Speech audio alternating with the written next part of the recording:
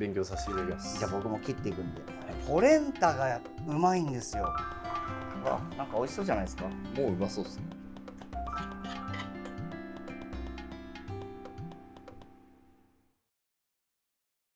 それどうも皆さん、本日もお疲れ様です。今日は、前回ナスキロのステーキを教えていただいた高山シェフにパスタを、はい、いいですか、はい、無理ばっかり言ってすいません。ちょっと魅力的なパスタをお願いしますということで快くお返事いただいたんで、はい、シェフのちょっとパスタを見せていただければと。わかりました。ありがとうございます。僕が、トスカーナ州のシエナっていうところで働いてた時があったんですけど、はい、そこで休日の日に友達のお宅にこう食卓に誘っていただいて、やっぱあるんですね。ありますあります。でマンマが打ってくれた、手打ちでその場で打ってくれたパスタがあるんですよ、はい、ピチっていうパスタ。ちょっとねうどんみたいなイメージなんですけど、なんか今のこう東京で食べてるピチよりももう少しねこうちょっと違うんですか？サクサクみたいな。今のピチってこう全卵卵入れてない生地が多いんですけど、ママから教わったレシピは卵が入るピチですね。とある直木賞作家さんが、うちのことをパスタ屋さんって呼ぶんですよ。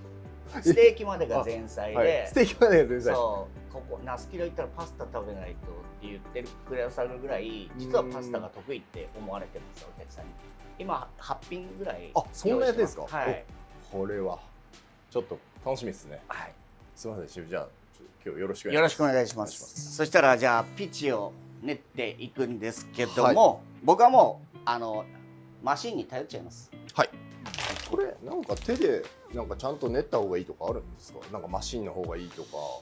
そんな怒られたらごめんなさい。変わんない。変わんない。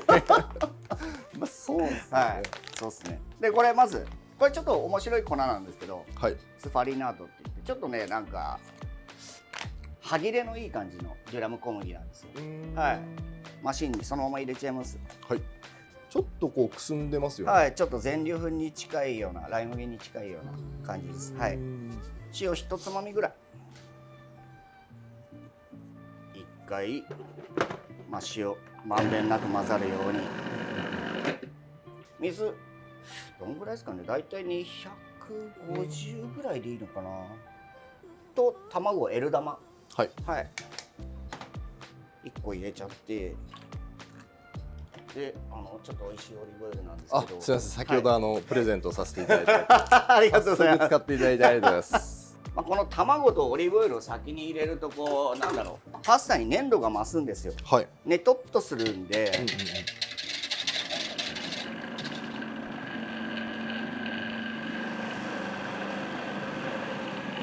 結構黙ってればこううまく勝手に混ざってくれるんですけど、少しこうやってやってちょっとねこの触ってる段階でももうこんなネチネチしてるんですよ、粘りが。お確かにそうですね。全体がねなんか粉っぽくなるんですよ。パラパラパラパラ。こんなもんでいいです。はい。この後まとめていくっていうことですね。勝手にまとまりますね。もうそういうことローでやっとけばマジ簡単にまとまるんで。もうだいぶまとまってますね。そうなんですよ。これでなんかちょっとね硬さを見ながら水をちょっと追加するとか、はい、よりちょっと現地に近い味にしたいんだったらやっぱこう向こうのイタリアとかのフランスとかの香水コトレックスとかあるじゃないですか。そうですね。で練ると、こう粘りが少ないです。日本の水軟水なんでやっぱね粘りがちょっと出るんで、はい、イタリアのレシピよりは水を30ぐらい少なくしてます。そんぐらい違いますね。しっかり硬そうですね。そうですね。結構パスタドゥーロって言って硬いっていう意味なんで、硬いんですけど、これ卵と水が寝かせてると馴染んできて、これの 1.5 倍ぐらい多分柔らかくなります。はい。ピッチ今の段階でこうなんていうんですかね、あんまりこう指を弾かないんですよね。はいはいはい。低加水の手打ちパスタ多いんですけど、はい、これに関してはもうこんな感じで結構反発しないぐらいで大丈夫です。これでどれぐらい寝かすんですか？あ、30分寝かせればもう十分かなって。結構短いんですね。短くていいです。なんかもうパスタっぽいですよね。パスタっぽいですね。ぽいというかもうパスタですね。はい、ちょっとね30分ぐらい寝かして、はい、だいぶ落ち着いた状態になってきたんで、早速ピチを練っていきますね。そうか、ピチだと伸ばしたら手切りみたいな感じになる。手切りになりますね。ちょっとね吉田さん触ってしっとりしてるんですよ。いいですか？うん、お、結構しっとりしてますね。そうなんですよ。もちむちっていうパスタのイメージ強いと思うんですけど、これはね意外とねっちりしてるんですよね。高山シェフはもともとカルネア始めて今もオーナーやられてるっていうこと？オーナーですね。それの時もやっぱパスタをもう結構出してたんですか？パスタやってますね。手打ちもやってるし、乾麺もやってるし、10品以上あるんじゃないですかね今も。はい。このナスキロもなんだかんだ乾麺が3と手打ちが5っていう感じで、こんぐらいの感じに最初に切っちゃうんですよ。はい、でこれを指で、本来はねこう3本指でこう伸ばすんですけど、はい、僕ちょっと指がこうやってくっつかないんで、はい、僕の場合はちょっと手のひらでやらせていただくんですが、左手でこうやって片方だけつまんで持って、あとは左手を伸ばしていく感じ。右手はずっと同じ位置なんですよね。左手をこうやって伸ばしていく感じです。でこういう状態。これ全部が綺麗じゃなくてこんぐらいムラがあっていいです。こっち食べてもちもち、こっち食べてサクっていう感じでもいいんですね。そういうことですね。はい、このムラがまた楽しいんですよ。でこれポレンタ。ポレンタに。ポレンタにつけるのがピチなんですよ。もう絶対ポレンタなんですか？でもやってないよね皆さん。意外と。ポレンタが実はこのパスタのちょうどいい水分を抜いてくれるんですよ。で香りを少しつけてくれるんですよね。なのでこういうふうにこう。でもポレンタじゃないと逆になんですか？セモリナとか。セモリナでもいいと思います。その日本のお水で練るとちょっとね粘度が増すんで、軟水なんで、海外のお水コントレックスとかそういうので作ると全くくっつかないんでポレンタでいいんだけど、日本のお水でやるときはセモリナの方が、ちょっとレストランってそんなに毎日パスタ完璧に出るもんじゃないじゃないですか。はい、なのでこうやってポレンタでやってそのまま冷凍しちゃってもいいですね。はい、これにくっつけたままちょっとこう最初にこう伸ばして、自分の中でこう伸ばしてやってからやると伸ばしやすいかな。全部均一じゃなくていいです。こういう感じでこれぐらいの長さは欲しいっていう。なんかパスタ乾麺ってだいたい30センチだからこんなもんですよね。一緒にやりますか？いいですか？はい、勉強させていただきます。じゃあ僕も切っていくんで、はい、最初にちょっと伸ばしていくんですよね。手で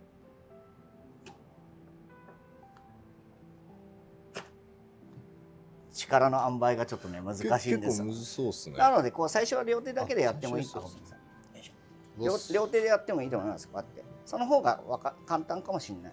この生地だと、今日ちょっと生地が粘りが強いんでちぎれちゃう。これだとやっぱほら両手だと均一になっちゃうんですよね。もうちょっとムラがあった方がねピッチは楽しいと思います。こうもう気持ち細くていいです。いいですね。いいですね。これ絡めちゃっていいですか？絡めちゃって。やっぱ腰悪くしないためにちょっと膝で。そうやりますよね。やります。もう50のじじいだしやっぱ体ガタきますよね。見えないですね。はい、来てくださいこっち側に。ゆくゆくはもう時間の問題なんで。時間の問題。なかなかな手間ですよね。これ手間ですね。これでだってこれありがたく食べないと。これで40ぐらいですかね。でもいい感じでしょ。なんかもう美味しそうですね。なんかもううまそう。そう。めっちゃうまいですね。マジですか？めっちゃうまいっす。いやまたちょっと嬉しいですよね。僕もママにずっと言われて、ママ自分が仕事したくないからこうやって言うんですよ。そういうことじゃない。そういうこと。全部言っちゃってる。あ、そっか。全部言っちゃった確かにやりたくなっちゃう。やべえ、バレちゃった。いやもうバレるだいぶ簡単にバレちゃうだいぶ簡単でしたよ今の。じゃあさっきのピーチはいに合わせちょっとソースを作っていくんですけど、はい、まあ今時期的なもんでちょっと新玉ねぎやっと出てきて、淡路も新玉出てきたんで、この新玉ねぎと鶏のレバーを使ったソース作っていきます。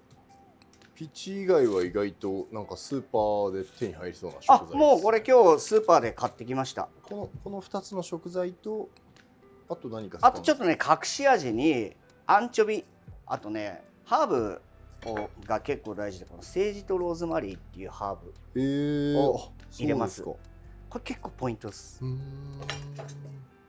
柔らかいんで、はい、もうカットの仕方は別にこだわんなくていいですけど、今日なんかちょっと食感残ってもいいし、なんかトロンとした感じは逆にこうちょっと大きいカットの方がはい、新玉ねぎのトロンと感が味わえるんで。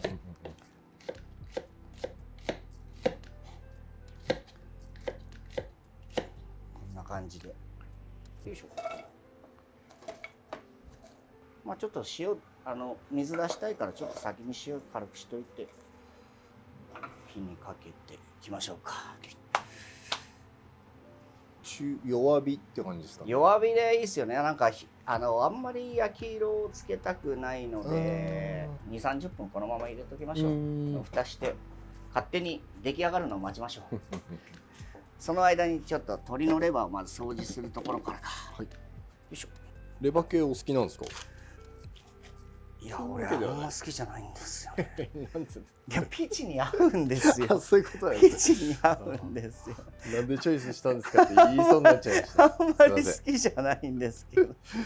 心臓の方はちょっとこう油のところを外して、あとはこう血管が出てくるんで、こう。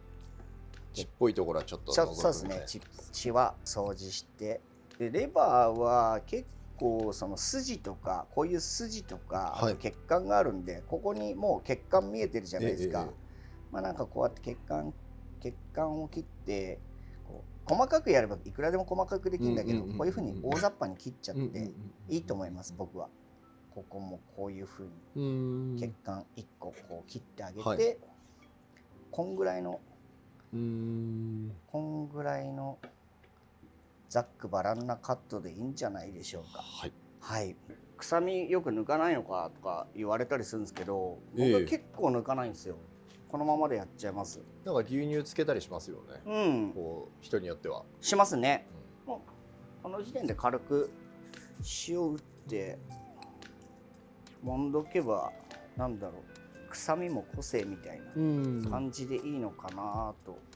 ちょっと一旦中の様子見てみますね。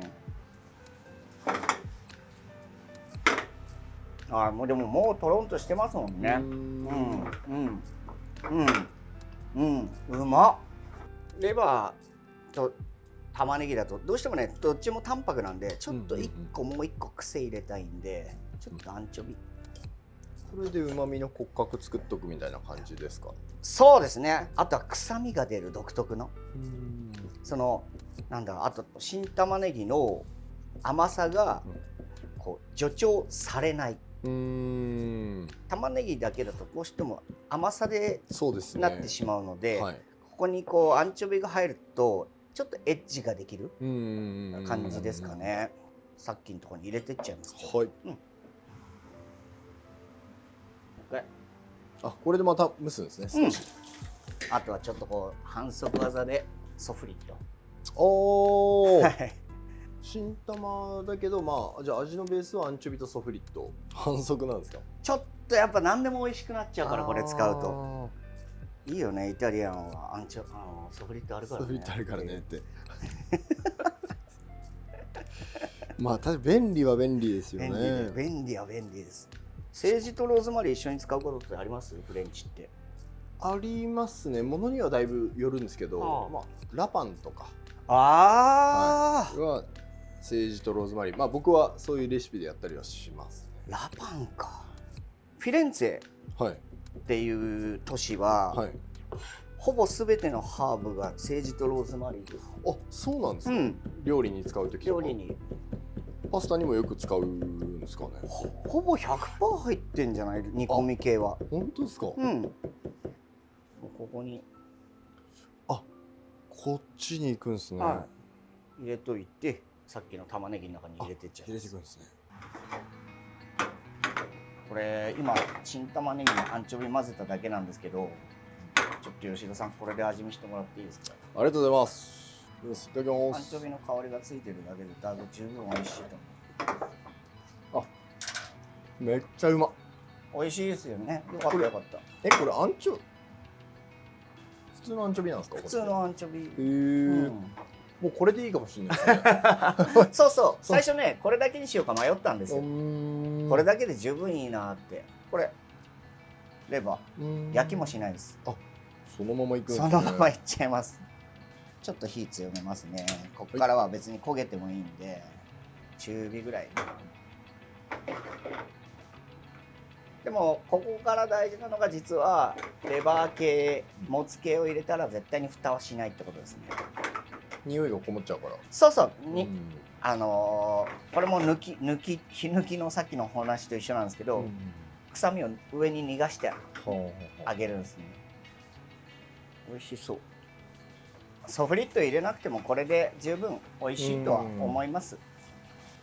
やっぱね、でもね、なんかこうソフリット入れた瞬間にイタリア料理になるんですよね。何なんだろうこれ。こ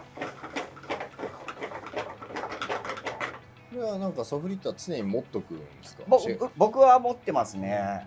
僕もちょっと今時の人よりはこう年を取った料理人なんで、アルポルトの片岡さんとかそういう方がいたんですけど、あの人の料理本を昔熟読してて、ソフリットとオリーブオイルあれはイタリアンなんだよみたいな感じな言葉があって、それをちょっと真に受けてるんですけど、でも確かにそうだよなみたいな。でこのタイミングでお酒を入れます。マルサラ酒。マルサラ入れるんですね。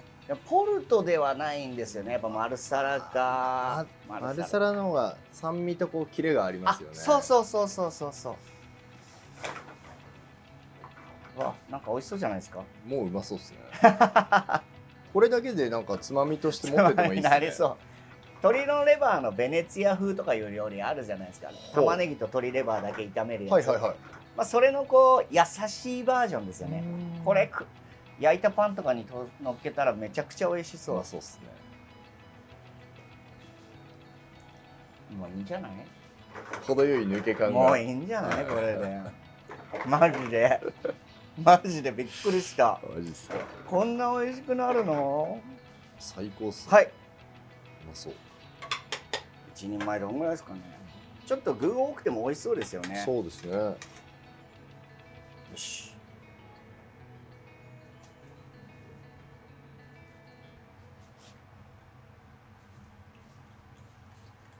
でなんかこうソースにちょっと絡めたかったらここでレバーこうやって潰すといいですよ。はい。はい。レバー逆に食感ガーッと楽しみたいんだったらそのままでいいと思うし、簡単に潰れるからレバー柔らかいんで。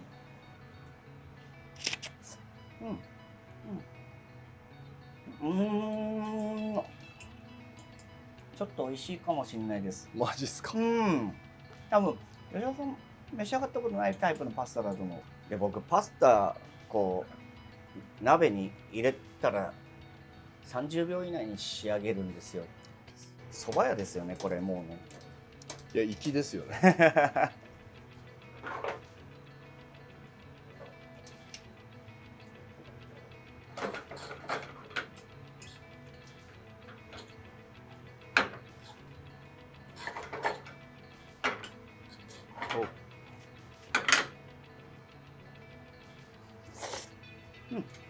美味しい。よ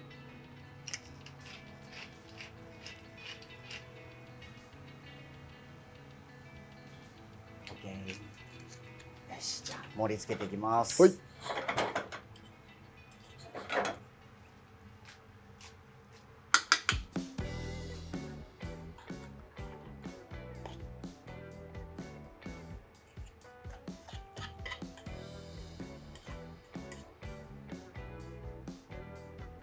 あ、なんかレバーのいい香りがします。はい。